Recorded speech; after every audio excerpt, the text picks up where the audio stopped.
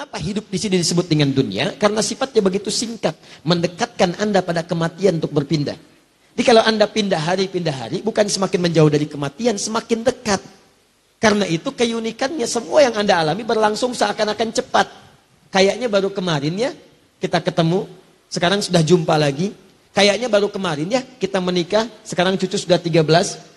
Kayaknya baru kemarin ya, kita sekolah SD, sekarang sudah sama-sama bekerja di tempat yang sama. Kayaknya baru kemarin, dan kemarin. Itulah dunia. Karena itu, sifatnya pun hanya akan terjalani lewat 5 aktivitas kalau dirasakan menyenangkan. Semua yang menyenangkan di dunia ini, sifatnya singkat dan dekat, itu cuma 5 hal. 5 inilah yang sering menjebak kehidupan manusia. Sehingga dia tidak punya persiapan bekal untuk mencapai keabadian akhirat yang selanjutnya. Apa yang pertama? Tadi. Ada orang yang senang bahagia ketika terlibat dalam permainan. Main senangnya. Ada yang di olahraga, ada yang tadi saya sebutkan. Sudah banyak contohnya. Dan mereka menikmati itu. Kalau nggak percaya silakan. Ada nggak orang yang hidupnya di dunia, kerjanya cuma main? Ada. Ada. Dari mulai permainan yang benar secara hukum dunia, sampai yang haram. Main judi, main ini, main itu yang haram.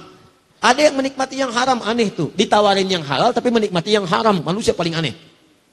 Sama dengan manusia yang dikasih pakaian tapi dibuka-buka. Kan sering-sering sampaikan, sifat pakaian itu dipakai supaya nutup. Udah ditutup dibuka. Kan manusia aneh itu. Pakaian itu fungsinya untuk menutup. Begitu Anda pakai malah dibuka. Ada yang disobek lagi. Ya, kalau cuma mau buka pakaian, ada yang lebih hebat namanya hewan. Dan hewan itu kalau dipakai pakaian, dikasih pakaian risih dia. Gak percaya datang kebun binatang tuh. Absen satu-satu. Monyet pakein pakaian. Pertama kali dia gak akan enak, nolak dia. Gajah, ayo cariin sarung, tutupin. Anda diambil sama belalai. Gak percaya, tes aja. Singa, kasih daster, hakan tuh.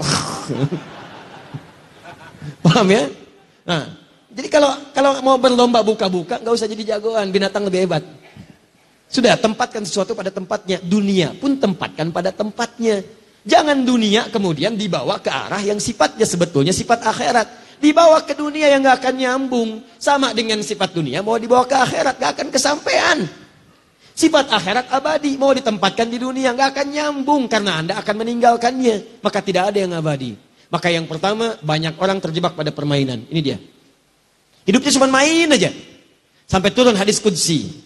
Qala Rasulullah sallallahu alaihi wasallam, haddatsana qala Allah azza wa jalla, ibadi. Kata Rasulullah, Allah Subhanahu wa taala menyampaikan, ibadi, duhai hamba-hambaku, khalaqtuka lil ibadati fala tal'ab. Aku ciptakan kamu itu buat ibadah, jangan banyak mainnya. Sebab ibadah itu buat bekal kamu pulang. Pulang ke akhirat alamnya beda, sifatnya lain, maka nggak bisa dipakai bekal dunia. Karena alamnya lain. Anda saja di dunia punya sifat yang berbeda, tempat satu dengan yang lainnya tidak sama. Apa Anda pikir di Indonesia mau ke Amerika bisa sama keadaannya? Tidak. Bekal yang dibawa beda. Cara masuknya lain. Ke Malaysia beda. Ke Singapura tidak sama. Sekarang Anda pengen ke surga. Bekalnya pengen sama di dunia. Mimpi. Bangun dari mimpi. Lihat keadaan. Anda mesti berubah. Kata Allah, saya ciptakan kamu buat ibadah. Kalau kamu terjebak pada permainan dunia. Khalaqtuka lil ibadati fala tal'ab. Kalau banyak mainnya, aku khawatir. Saat pulang nanti ke akhirat, kamu gak bahagia.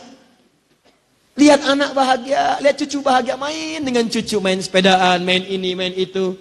Masya Allah. Ada yang bermain sepeda dengan cucu, ada yang main lompat-lompatan, ada yang main perosotan. Permainan, bahagia. Tapi kalau kamu ke akhirat gak punya bekal, kamu berpisah nantinya. Bapak ke surga, anak ke neraka. Istri ke surga, suami ke neraka. Anak ke surga, bapak ibu ke neraka. Apa antum tega ngelihat anak antum berpisah dengan antum di akhirat?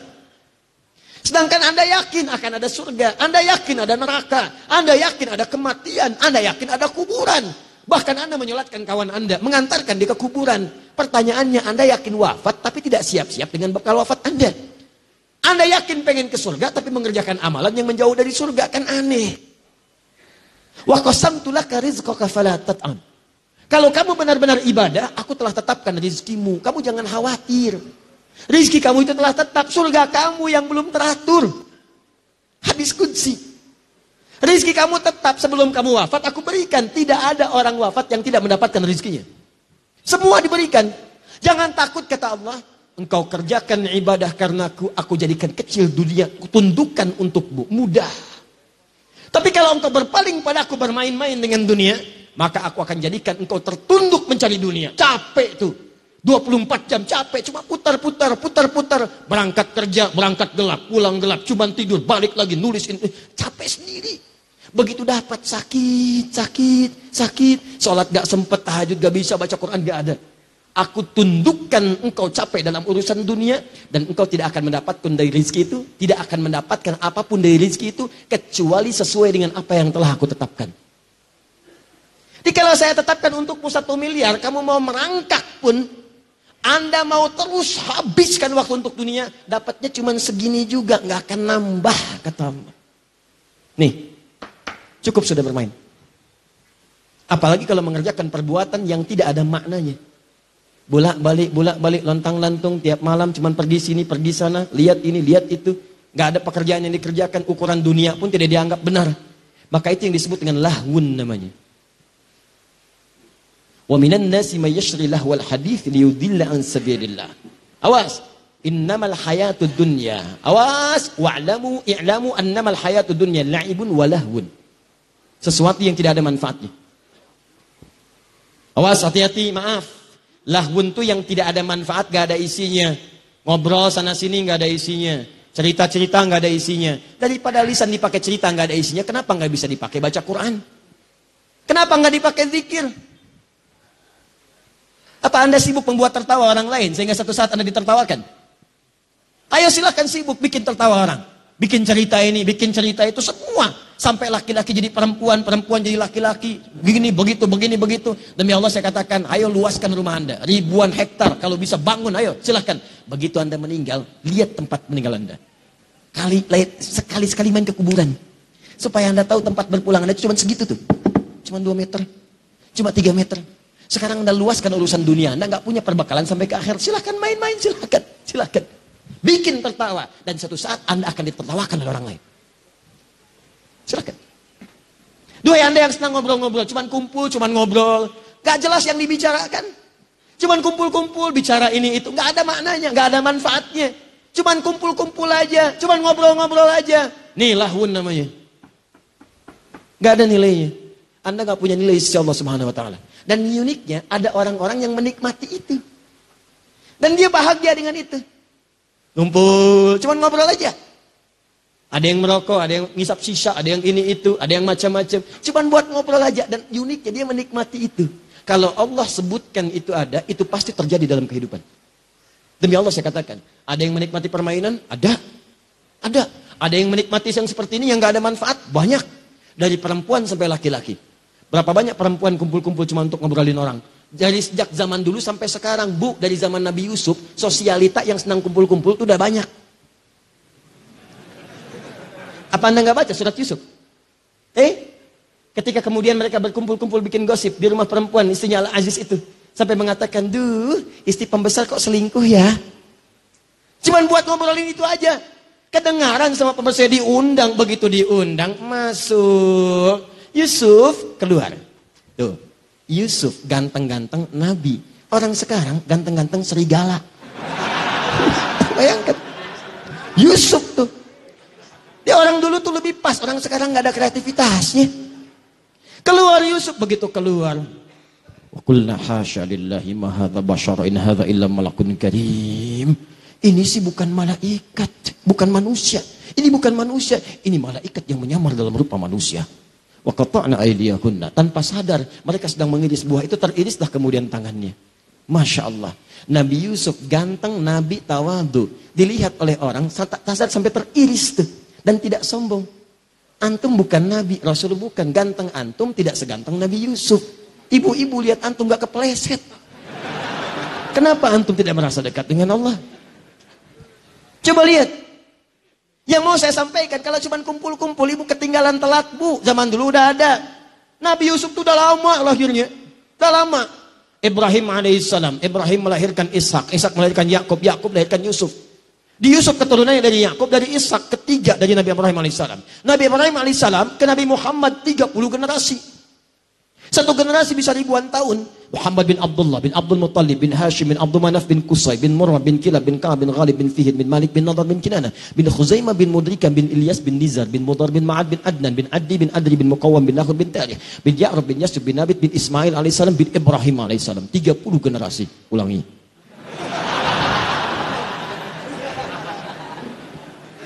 Setiap generasi ribuan tahun ke Ibrahim alaihissalam. Dari Ibrahim alaihissalam lahir Ishak dari jalur Sayyidah Sarah. Dari Sarah kemudian melahirkan Ishak, dari Ishak lahir Yakub, dari Yakub lahir Yusuf. Sejak zaman Nabi Yusuf sudah banyak perempuan kumpul-kumpul buat gosip, dan itu dicela oleh Al-Quran. Dicela. Orang sekarang pengen ikutan. Apa manfaatnya? Nih, lahun. Laki-laki juga sama. Banyak dari zaman dulu kumpul-kumpul. Tuh, sejak zaman Nabi Muhammad SAW. Banyak juga yang kumpul-kumpul datang laki-laki. Kumpul. Di mana tempatnya? Parlemen Quraisy tuh buat kumpul. Sekarang kalau antum umrah, itu ada depannya Hotel Hilton.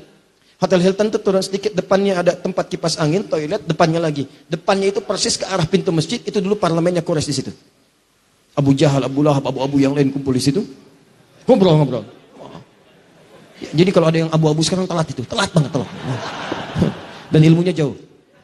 Enggak, udahlah kita terlampau mahal kata-kata kita hanya untuk membahas sesuatu yang tidak bermanfaat. Jadi kumpul cuma ngobrol-ngobrol aja. Ngobrolin orang, kadang celah orang, kadang gosipin orang, kadang macam-macam. Dan itu kemudian dilarang oleh Al-Quran, turun ayat. Sampai Quran surah ke-49 ayat 11 sampai 12 itu. Ya ayyuhalladzina amanu la yaskhar qaumin qaum. Hei orang-orang beriman, jangan sama dengan yang belum beriman, jangan saling celah. Karena cuma kumpul buat nyela orang aja. Ya ayyuhalladzina amanu la yaghtab ba'dukum ba'dha. Hei orang-orang beriman, jangan sama dengan yang belum beriman, jangan bergosip.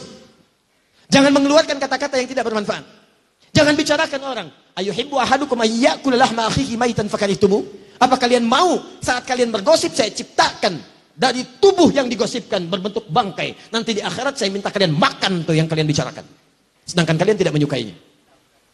Bonusnya, bonus keburukannya, begitu dibicarakan pindah pahalanya pada orang itu. Anda tidak taklim sekarang.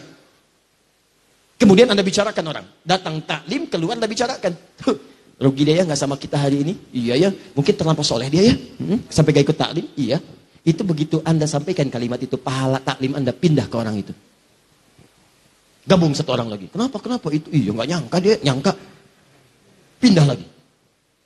Di sini orang bilang, alhamdulillah saya tidak. Kenapa? Tidak seperti 3 orang itu tuh Ustadz. Mereka itu bicarain orang aja pisahnya. Nggak bagus ya Ustadz ya. Memang mungkin mereka belum dapat hidayah. Pindah Pak. Pindah. Itulah namanya. Saya tanya pada Anda. Ada sekarang orang cuman kumpul-kumpul buat ngobrol yang tidak bermanfaat. Ada sampai dibikin acara. Tuh lihat di TV itu. Yang paling dahsyat itu kok bisa ada orang mau dibuka kehidupannya. Datang ke kamarnya, dibuka ini tempat tidurnya macam-macam. Wah perampok tuh seneng banget. Dibuka semuanya. Bangun jam sekian, baru bangun tidur udah kelihatan wajahnya. Apa Anda nggak punya privasi dalam kehidupan? Apa mau dibicarakan orang semuka bumi? Begitu tampil kan Anda kelihatan orang semua. Apa tidak mau Anda menjaga privasi Anda? Apa senang dibicarakan baru bangun tidur kelihatan? Ternyata ganteng-ganteng belekan ya. Ternyata tempat tidurnya pink ya. Dan seterusnya. Nih lahun. Sekarang bertransformasi jadi acara yang seakan-akan dinikmati. Dan perhatikan ratingnya tuh tinggi. Ratingnya tinggi. Berarti ada orang-orang yang salah orientasi dalam kehidupan dunianya. Dia hanya peduli dengan sesuatu yang seakan-akan nikmat. Padahal sifatnya fata morgana. Ini berbahaya. Bahaya. Coba lihat tuh yang kayak gitu tuh masuknya di prime time. Begitu ceramah. Jam 3 malam. Siapa yang lihat? Kuntilanak. Ada perempuan baju putih naik delman sado kalau di Bandung. Pak, pada kemana? Cikaso. Diantarin tuh sampai di rawa-rawa dulu turun. Begitu turun ngasih 20.000 pergi orangnya. Udah jauh sekali berubah jadi daun kering. Wah, dasar kuntilanak katanya. Balik lagi orangnya kuntilanaknya daripada emang tukang sado. Udah, 3. Udah. Nah, lama-lama nanti jadi salah lahun tuh, ya. Nah, ini teman-teman. yang tidak bermanfaat. Ayo, mulai sekarang coba. Maksud saya begini, acara-acara tuh yang nggak betul-betul, yang sifatnya nggak ada manfaatnya, list, coret, dah coret. Tayangan TV masuk kategori ini, coret. Radio masuk kategori ini, coret. Ini masuk kategori ini, coret. Kenapa? Ketika Anda menikmati itu, Anda punya dua kerugian. Satu, waktu Anda habis tidak sempat dipakai ibadah. Yang kedua, nggak sadar Anda ngumpulin dosa. Dan dosa itu kalau sudah terjadi, dia akan narik pahala. Karena rumusnya begini, ada pahala, ada dosa. Begitu dapat pahala, langsung menutupi dosa. Kalau Anda semakin hari banyak mengumpulkan dosa, ini habis terkeruk pahala Anda. Selesai. Wazinatun, zina. Gaya-gayaan, memperbaiki penampilan. Silakan cek. Sekarang berapa banyak orang itu tampil mencari pekerjaan hanya untuk gaya. Update status. Meningkatkan status sosial dalam kehidupan. Bahkan ada peribahasa sekarang. Handsome itu tidak penting, yang penting handphone. Status naik. Lain sekarang orang penghormatan ditentukan oleh status. Bukan nilai-nilai kebaikan yang positif. Dulu tuh kebaikan positif itu yang menentukan, sekarang agak beda. Statusnya kalau makin kaya, makin dihormati. Makin populer, makin dihormati. Makin nyeleneh, kadang-kadang juga makin dihormati. Maka kadang-kadang yang paling berbahaya, ada orang mempertahankan statusnya demi gayanya. Maka yang seperti itu akan menjadikan kehidupannya sulit. Ingat baik-baik. Ingat baik-baik. Ada sementara orang yang menikmati tampil dalam bergaya. Cuma senang begitu aja dan nikmat kelihatannya. Lihat, Masya Allah, pakai mobil ini. Dan dia merasa nikmat. Padahal kata Al-Quran, nih, itu mata'ul ghurur. Kesenangan sementara yang menipu. Begitu Anda terangkat, seakan-akan dunia datang kepada Anda. Begitu hilang popularitas Anda, ini yang jadi persoalan. Zinatun gaya. Dalam fisika, hukum gaya berbanding lurus, hukum Pascal dengan tekanan. Rumusnya F berbanding lurus dengan P. Gaya berbanding lurus dengan tekanan. Semakin banyak gaya, semakin tertekan. Jadi kalau orang persoalannya, kalau sudah kehilangan sumbernya, energinya udah nggak ada nih untuk dorong gaya nih. Bahannya udah nggak ada, supportnya nggak ada, uangnya nggak ada. Tapi gaya masih dipelihara, maka tekanan akan muncul di sini. Itulah yang menjadikan bahkan diri Anda bisa dijual pada orang lain. Dan seterusnya. Dan yang seperti itu kita doakan. Bawa lagi kepada kebaikan, bukan diolok-olok. Ini ada orang sedang merasakan susah. Dia langsung ditampakkan supaya berubah. Allah tampakkan itu karena Allah sayang kamu berubah. Jangan sampai kamu meninggal dalam keadaan demikian, kamu tobat. Anda malah membantu dia untuk merenungkan dan mendalami apa yang dia rasakan, sehingga seakan-akan dia merasakan gak ada guna dalam kehidupan. Itu angkat, bukan didorong dengan hal keburukan. Ada yang bikin parodi, ada yang bikin jualan roti 80 juta. Apa yang udah dapat? Untuk apa? Gak ada manfaatnya. Bangun malam, sujud, mohonkan, ya Allah, jadikan si fulana mendapatkan hidayah. Ya Allah, berikan ketenangan dan berikan dia untuk berpikir supaya dia bertobat. Bantu begitu. Dan Allah a'lam, mungkin dia akan jadi perempuan paling utama di hadapan Allah ketika bertobat. Bukankah ada seorang perempuan dihinakan pada waktu dulu, gara-gara kemudian beri minum anjing, dia kemudian dia bertobat dan surga baginya? Ingat ya, baca hadisnya mesti utuh. Jangan separuh-separuh. Kalau separuh-separuh Anda bermasalah. Perempuan ngasih anjing air minum, ya anjing yang haus diberi minum, bisa masuk surga. Wah, kalau cara bacanya begitu. Banyak pertemuan perempuan bertebaran malam-malam hari. Apa pekerjaan kamu begini? Apa nggak takut dengan Allah? Gampang, besok cari anjing kasih minum. Hadis itu harus dibaca dengan baik. Begitu datang dia dibuka slotnya, cari dia. Ada yang mengatakan bawa sebagian dari buah-buahan dia potong itu, sebatang batok kelapa. Ada yang mengatakan dari slotnya, ambil air, diberi minumlah air yang anjing yang kehausan dengan perasaan tulusnya sekali. Begitu melihat anjing jalan dia berpikir, anjing aja yang hina mendapatkan air, dia bisa tumbuh segar kembali. Kenapa saya yang bukan binatang tidak berubah? Saya harus berubah. Saya harus semangat lagi. Maka dia bertobat di hadapan Allah. Tobatnya itu yang menggugurkan dosa-dosa dia. Pemberian minum kepada anjing dengan ikhlas menjadikan amalan baru dia. Itulah yang mengantarkan dia ke surga. Maka bantu dia untuk tobat, bantu. Doakan, dorong, sujud, minta kepada Allah. Begitu tobat, Masya Allah, berubah. Mungkin dia mulia di hadapan Allah. Boleh jadi di pasangan Anda, mungkin.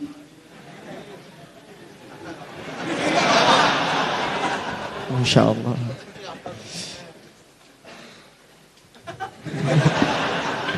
Nah ini nih, ada manusia yang senang tampil gaya dalam kehidupan. Gaya.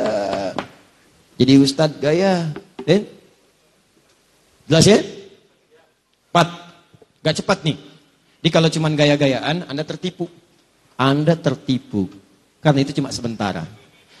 Wa tafakhurun bainakum. Tafakhur. Saling berbangga-bangga. Tuh.